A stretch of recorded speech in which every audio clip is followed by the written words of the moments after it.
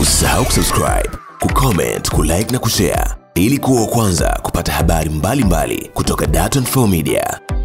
Tumeshuhudia kwa kiasi kikubwa namna ambavyo benki hii muhimu sana kwa maendeleo inavyochangia kwenye shughuli mbalimbali za kiuchumi, sio tu kwa Tanzania lakini pia kwa nchi jirani kwenye ukanda wa Afrika Mashariki. Na leo kama ambavyo imezungumzwa, tumeshuhudia mikataba ya takriban shilingi bilioni 63 ikitiwa saini kwenye maeneo makubwa mawili.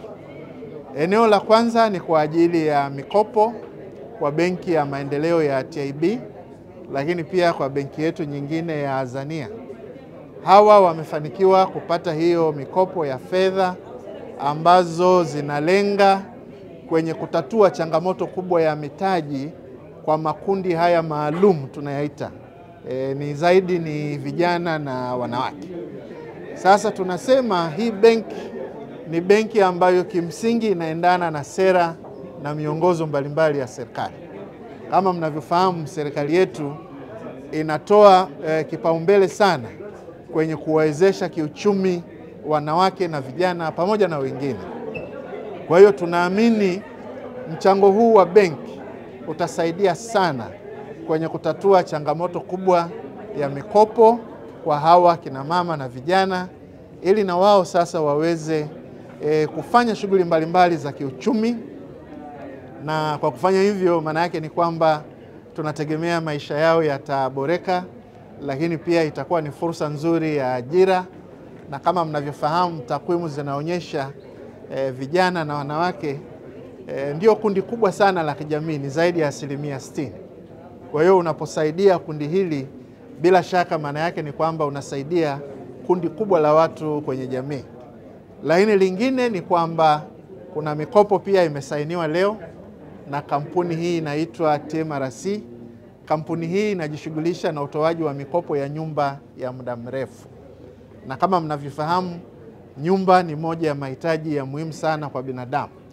Na mara nyingi gharama za kumiliki nyumba ni kubwa, na mara nyingi wengi wetu tunakuwa hatuna fedha nyingi kwa mara moja kuweza kununua na kumiliki nyumba.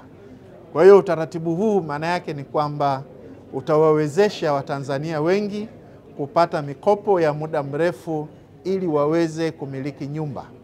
Na kama ambavyo mmekuwa mkifuatilia kwenye tukio hili la leo, tumewaambia hawa wenzetu ambao wamefanikiwa kupata fedha hizi leo, wawaambie Watanzania waweze kujua kwamba hizi fedha zipo, wazitumie, watangaze utaratibu ambao unahitajika. Lakini lingine ambalo tumesema EADB ni benki yao, ni benki yetu, ni benki yangu, ni benki yake. Na hii benki ina fedha za kutosha. Kwa hiyo nitoe wito kwa wadau mbalimbali, na kama ambavyo tumezungumza leo kwamba benki hii sio tu kwa taasisi kubwa za kiserikali, hapana.